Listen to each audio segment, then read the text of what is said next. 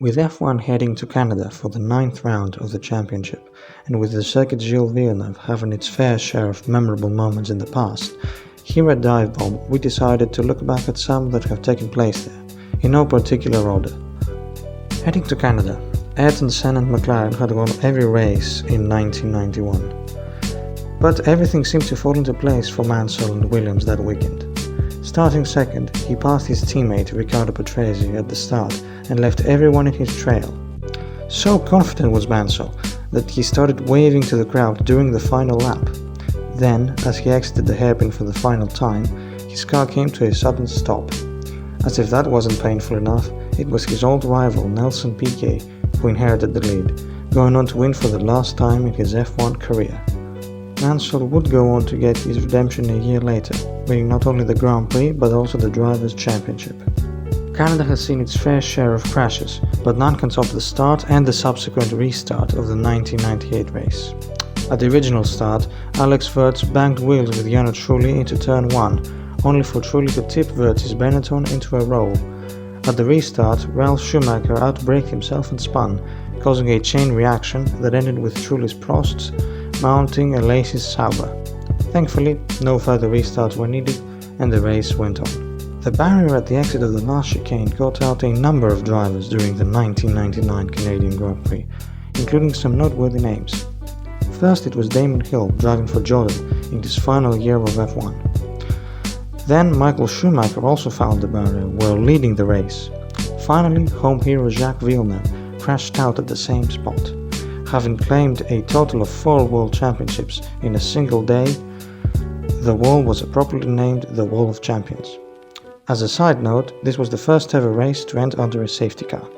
Ferrari were very much starting to dominate as the F1 circus headed to the Circuit Gilles Villeneuve in 2001. Williams, however, were making a comeback to the front, aided by the BMW engines. It was Ralf in the Williams who won ahead of Michael in the Ferrari. By doing this, the Schumachers became the first brothers to finish first and second in F1 history. They once again achieved the feat 2 years later at the same track, with Michael in front of his brother this time. Seb may have won twice in Canada, but that number could have been doubled had he not lost control of his car on 2 different occasions. First, in the famous race that was the 2011 installment, Vettel had led the whole Grand Prix, but was heavily pressured by Jenson Button in the race's closing stages, after the Briton made an incredible recovery in the second half. The German lost the rear in the still damp track halfway through the final lap, allowing Button to steal the victory. In 2019, having dominated the race, Seb again lost the rear of his car under pressure from Lewis Hamilton on lap 48, rejoining the track in a manner the stewards deemed unsafe, giving him a controversial 5-second penalty. The win went to Lewis, who, like Button, hadn't led a single lap. The track has seen its fair share of first-time winners from time to time. John Lacey was one of them. Having started 6th in 1995, he quickly rose to 2nd, and once Michael Schumacher's Benetton hit trouble, the Frenchman inherited the lead and crossed the line to achieve his maiden victory in F1 on his 31st birthday while driving a Ferrari with the number 27, the same one that Gilles Villeneuve raced with. A year later, a rookie Lewis Hamilton kept his cool as the other title contenders hit trouble to also win his first race in the sport in only his 6th start. Whilst he was celebrating, Robert Kubica was at the hospital after suffering a terrible accident.